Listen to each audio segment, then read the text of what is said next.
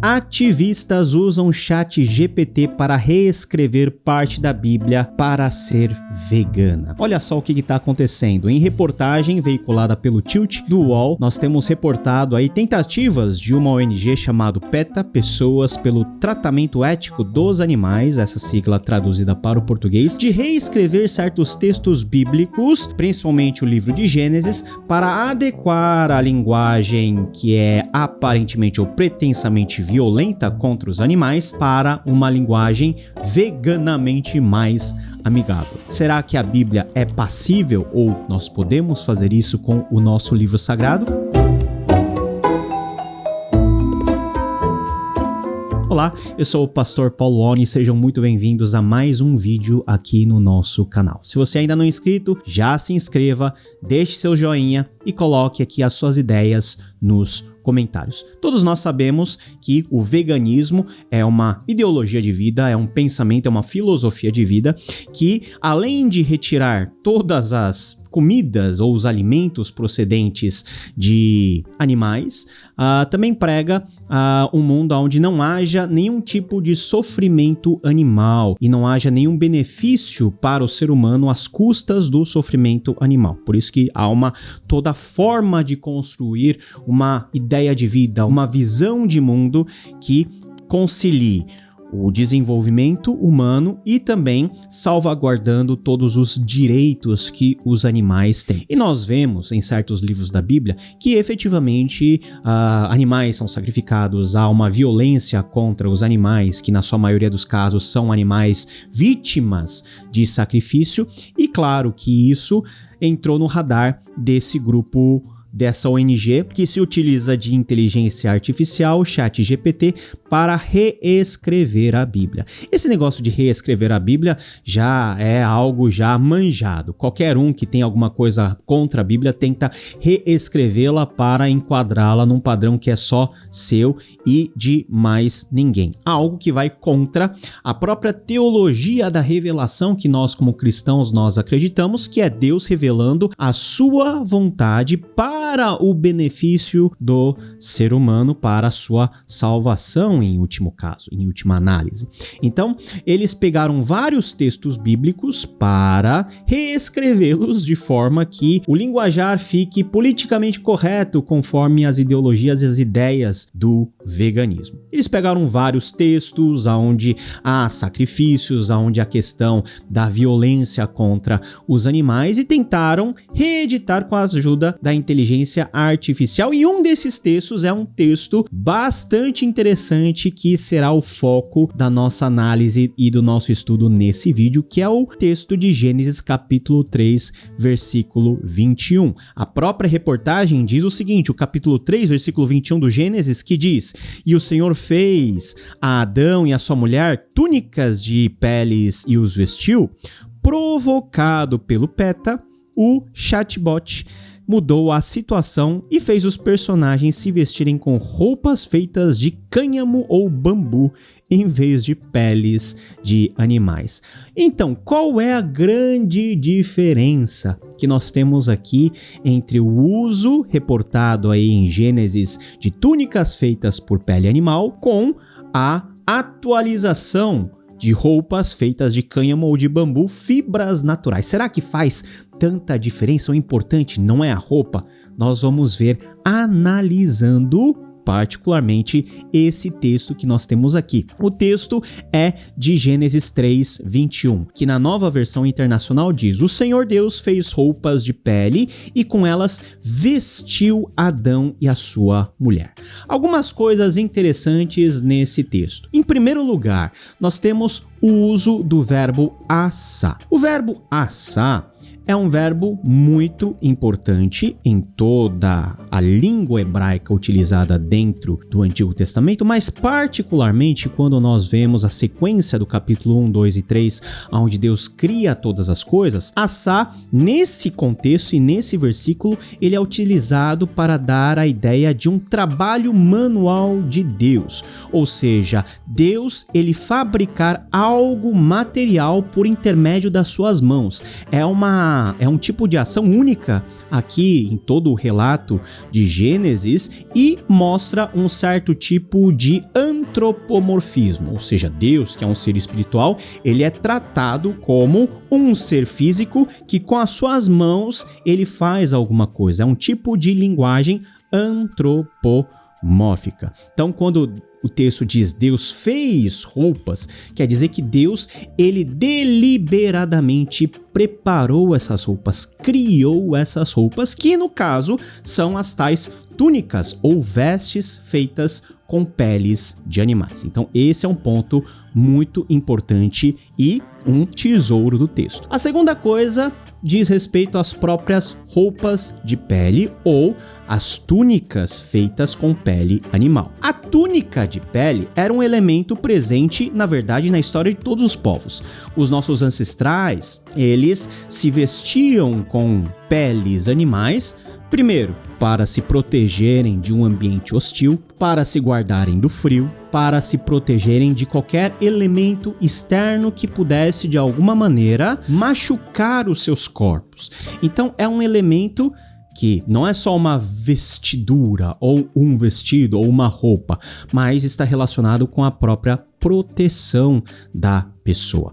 Então a vestimenta, ela mostra nesse contexto como Deus é um Deus gracioso. Se nós entendermos o que está acontecendo aqui, o final do capítulo 3 é quando Deus expulsa Adão e Eva do jardim do Éden. Por quê? Porque eles haviam pecado contra o Senhor, feito aquilo que o Senhor havia proibido que eles fizessem, comer o fruto do bem e do mal. Todas as consequências da queda são colocadas sobre a mesa.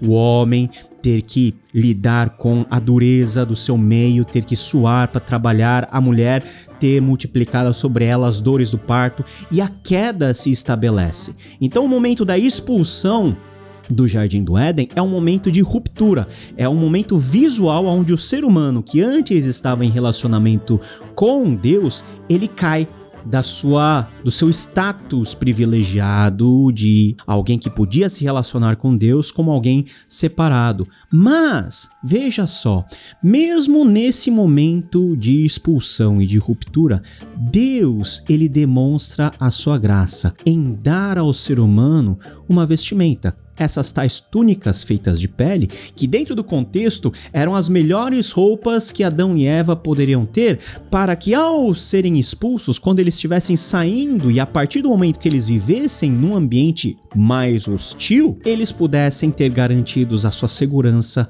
no físico. Então Deus ter dado naquele instante uma roupa para Adão e Eva não era apenas para cobrir-lhe as vergonhas, como eles tentaram fazer, cosendo para eles, uma tanguinha ou alguma coisa que tampasse os seus órgãos reprodutores. Não, era um cuidado maior, um cuidado mais presente, um cuidado de um Deus que, mesmo vendo a sua criatura caindo no pecado, estende a eles uma mão de bondade e uma mão de graça.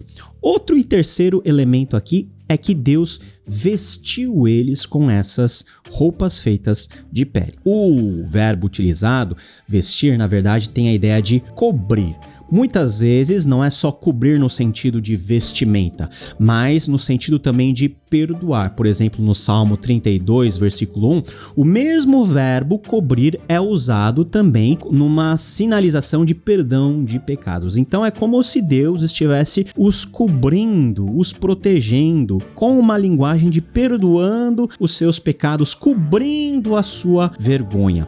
É algo a mais que Deus faz como um ato soberano em relação àquilo que os seres humanos fizeram no versículo 7, que era novamente cobrir as suas vergonhas com folhas de figueira. Aquilo que os seres humanos tentaram fazer por meio das suas próprias forças de uma forma tão amadora, Deus faz na sua plenitude, dando-lhes o quê? Um tipo de vestimenta que era uma vestimenta nobre, uma vestimenta completa na época, que era justamente as túnicas feitas de pele animal. Então podemos ver que a última ação de Deus antes da expulsão de Adão e Eva do jardim é demonstrar a eles graça e cuidado.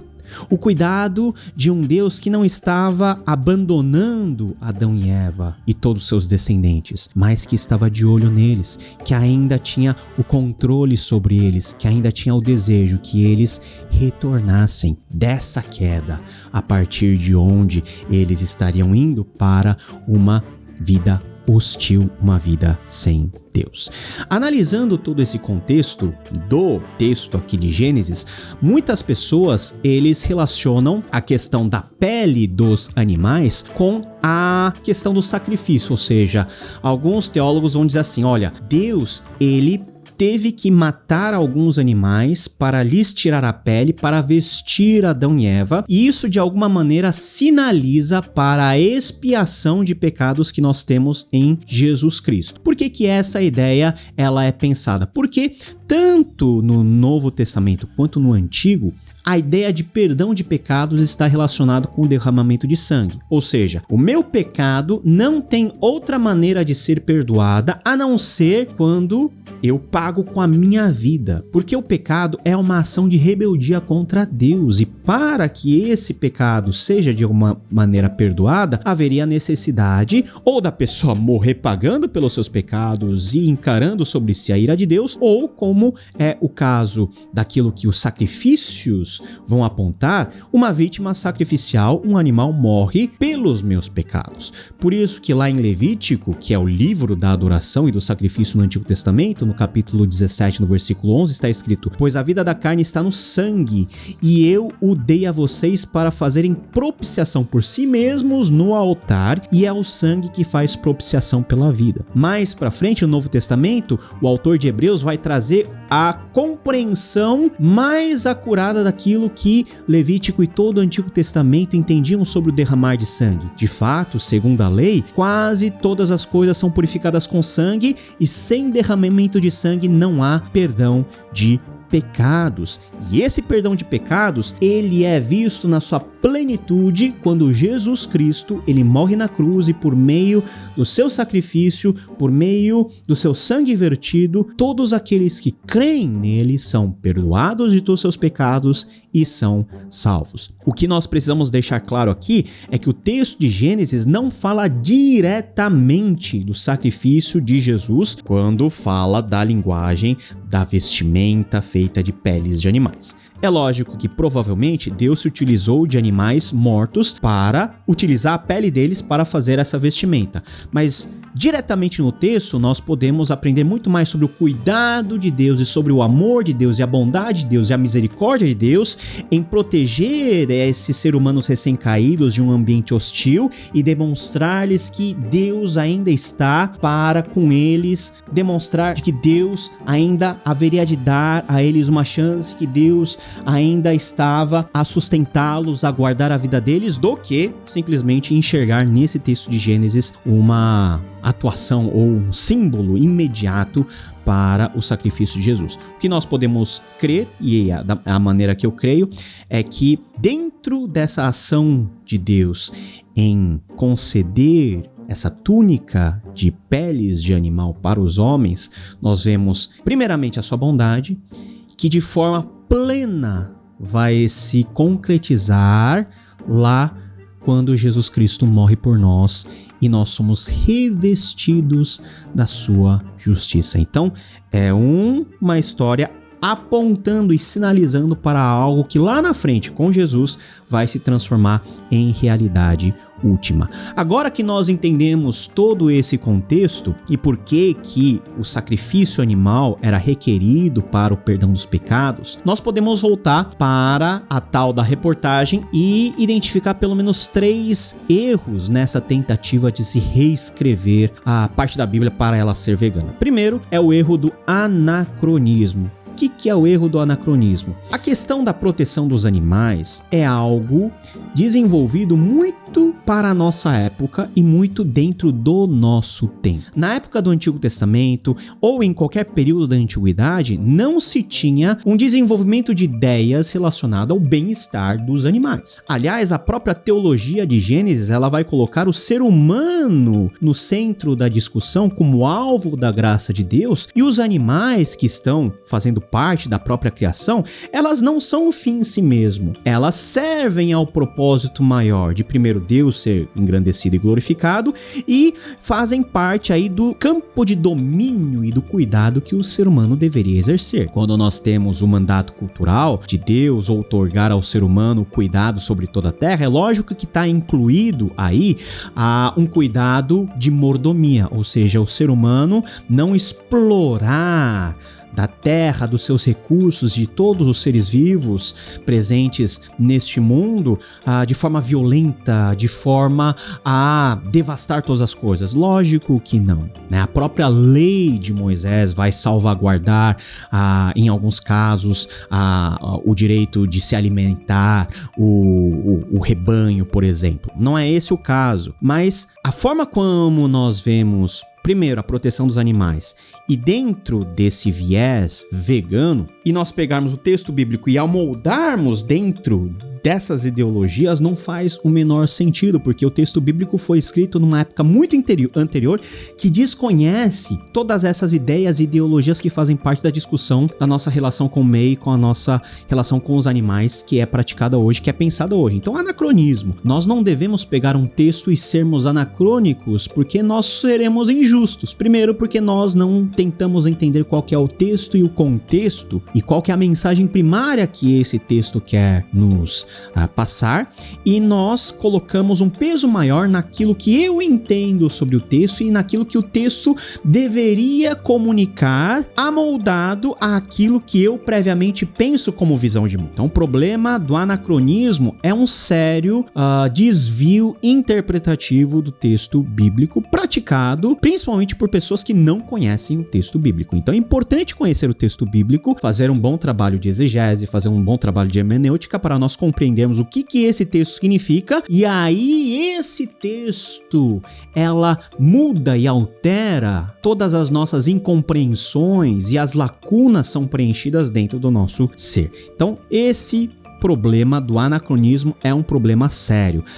Você simplesmente dizer, a Bíblia não deveria ter se referido a peles de animais. Isso é muito feio. Então vamos transformar em vestimentas feitas com fibra de bambu, que vai ficar mais bonitinho. Pode ficar até mais bonitinho no sentido de comunicar uma mensagem politicamente correta, mas toda a teologia que está dentro desse pele de animal, dentro dessa vestimenta, dentro do cuidado de Deus em dar essas vestimentas, ela simplesmente evapora. Então, primeiro erro, anacronismo. O segundo erro é o erro da ideologização. A palavra de Deus, a Bíblia Sagrada, não pode ser utilizada para defender qualquer tipo de ideologia humana. Por quê? Porque a palavra de Deus está acima de qualquer ideologia. E o que é ideologia? A ideologia é a compreensão do ser humano em relação ao meio em que ele vive, as circunstâncias dentro da qual ele vive, e ele, o próprio ser humano, ele tira conclusões daquilo que deveria ser ou não deveria ser. E por isso o mundo está cheio de vários tipos de ideologias, de formas de compreensão da vida humana. Mas a Bíblia não é um livro que defende e advoga um tipo de ideologia. A Bíblia, ela traz a revelação de um Deus que criou todas as coisas e que não é passível de ideologização nenhuma, porque Deus está acima de qualquer mentalidade, qualquer pressuposição e de qualquer ideologização humana, porque os humanos são criatura. Deus, aquele que se revela, é o Criador, e é Ele que se comunica de maneira a impor, a revelar e a mostrar qual é a sua vontade. Quando nós falamos de uma forma vegana de se viver, isso daí é uma compreensão sumamente humana daquilo que é o bom e aquilo que é pretensamente o desejável de se fazer, do homem se relacionar com o seu meio e com os seres vivos. Não é necessariamente aquilo que a Bíblia comunica. Na Bíblia nós temos a maioria das coisas resolvidas de outra maneira, expressando e revelando para nós um mundo muito diferente, onde as pessoas comiam carne, comiam muita carne, todo sacrifício que envolvia vítimas sacrificiais animais, envolvia também o fato de se alimentar dessa carne. A própria mesa onde se servia a carne era um elemento de comunhão e que fazia parte da cultura dos tempos daquela época. Jesus, ele é colocado como a vítima vítima sacrificial por excelência, porque a sua morte e o seu sangue é o sacrifício definitivo, único e definitivo que conduz o homem à salvação. E olha só, a ideologia ela nos cega para algumas coisas importantes.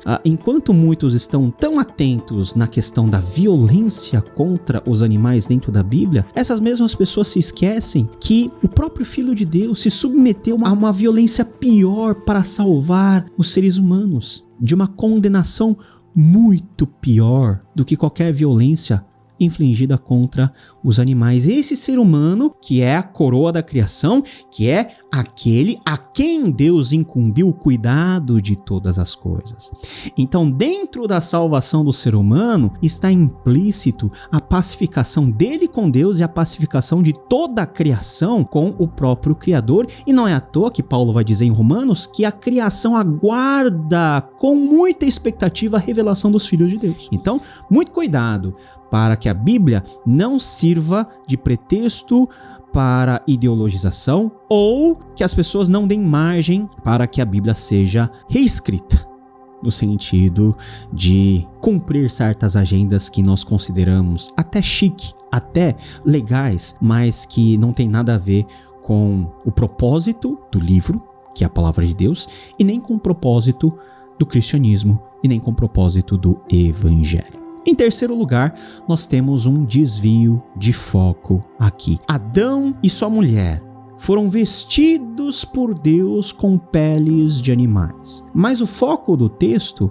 não é a violência contra os animais. É a pele colocada sobre os seres humanos. O foco da palavra de Deus e o foco do relacionamento de Deus é primariamente com seres humanos. Com seres humanos. Hoje vivemos uma sociedade em que os animais eles foram alçados a um valor humano e até superior. Nós temos que tomar muito cuidado com isso.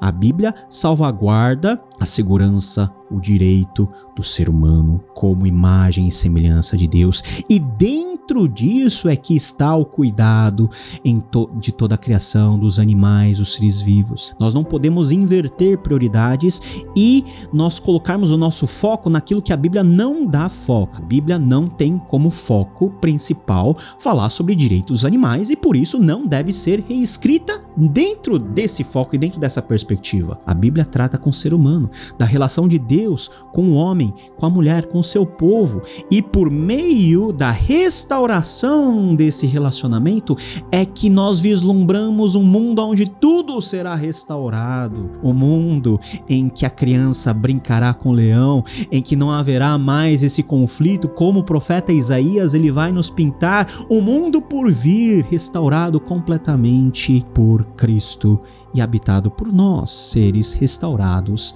pelo Senhor e pelo seu sangue. Então é um desvio de foco muito grande tentar ver a Bíblia numa outra perspectiva senão a revelação de Deus para o seu povo e aquilo que Deus quer fazer por meio de Jesus em seu povo, atingindo todas as coisas. Então a conclusão que nós podemos chegar a tudo isso, a despeito do fato de que querem tentar reescrever a Bíblia ou não, esse negócio de reescrever a Bíblia vai pintar a todo momento, então fique de olho, né? Não perca o foco, não se deixe perder com ideologias, fique firme aí na palavra de Deus, mas aquilo que eu gostaria de trazer como conclusão para esse vídeo é o seguinte: a graça de Deus no Éden, que mesmo naquele momento duro para Deus de expulsar os seres humanos, naquele momento Deus deu a esse ser humano uma vestimenta de pele, que era o melhor tipo de roupa que Deus podia oferecer ao ser humano naquele contexto, aponta para a graça desse Jesus no Gólgota.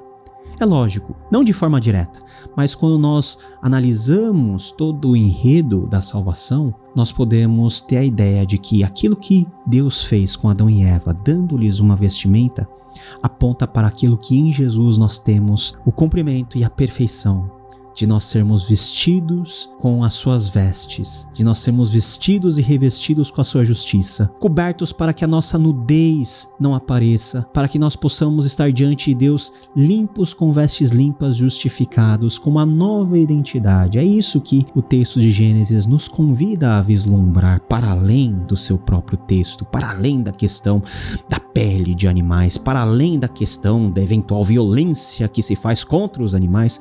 A ideia é que Deus, ele é gracioso. Lá no Éden, no Gólgota, em toda a história, Deus, ele é um Deus bondoso, sempre a favor da sua criação por excelência, que é o ser humano. Deus, mesmo quando o ser humano, ele cai, ele dá meios e ele abre caminhos para que esse ser humano, por sua própria ajuda, por iniciativa de Deus mesmo, possa ser resgatado.